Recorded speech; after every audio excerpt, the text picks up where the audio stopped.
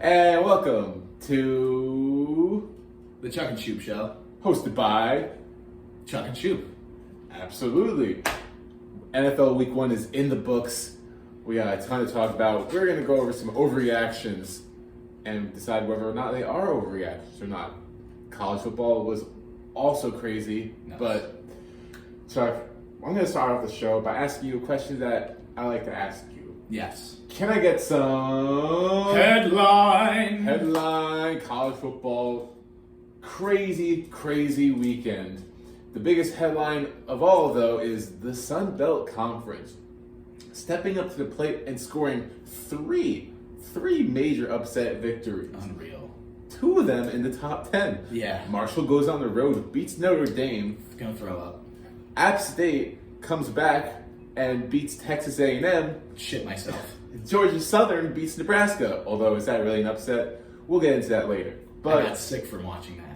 But yeah, so Sun Belt gets 3 huge wins, huge for the group of 5 schools. But then you look at the AP Top 25, and they don't seem to care.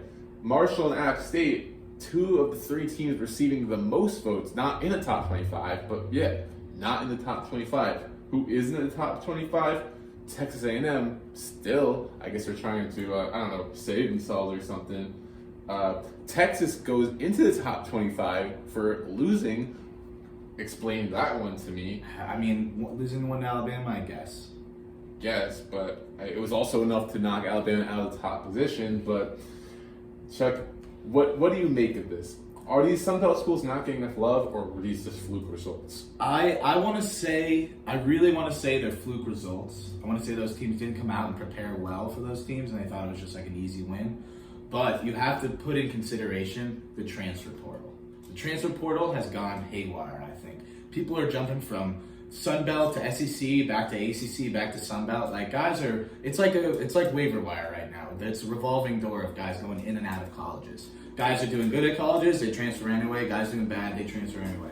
So, I mean, it's literally for the pickings, and I think the Sun Belt, they got a good recruiting class, I guess, because they're competing with the top teams in the nation. So. And you know what? I think that's great for college football because I do too. It makes it more competitive. It might still be a little bit too top heavy, but overall, like seeing upsets like this is what really makes the sport great. Mm-hmm.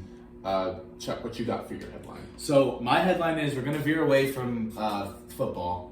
You know, I like to cover everything. So I'm going to touch on some tennis. U.S. Open happened last weekend. The finals were on Sunday at 4, which I don't know why because everybody's watching NFL, but I tapped into tennis a little bit. But Alcaraz is number 3 overall in the U.S. Open. He beat Rudd, who was from, I think he was from Norway, and he was the number 5. And Alcaraz is 19 years old. He's from Spain.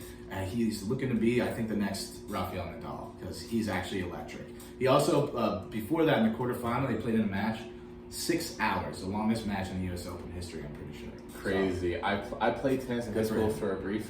I played tennis in high school for a brief amount of time, and it is an exhausting sport. I can't imagine. For a 2-hour match, can't imagine 6 hours. Me neither.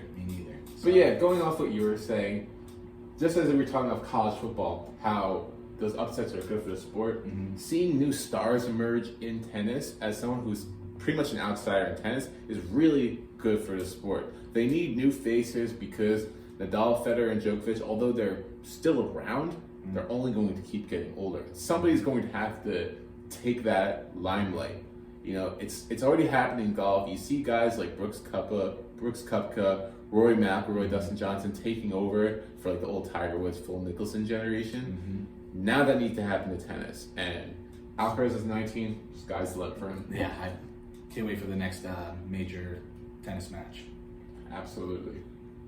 Not really.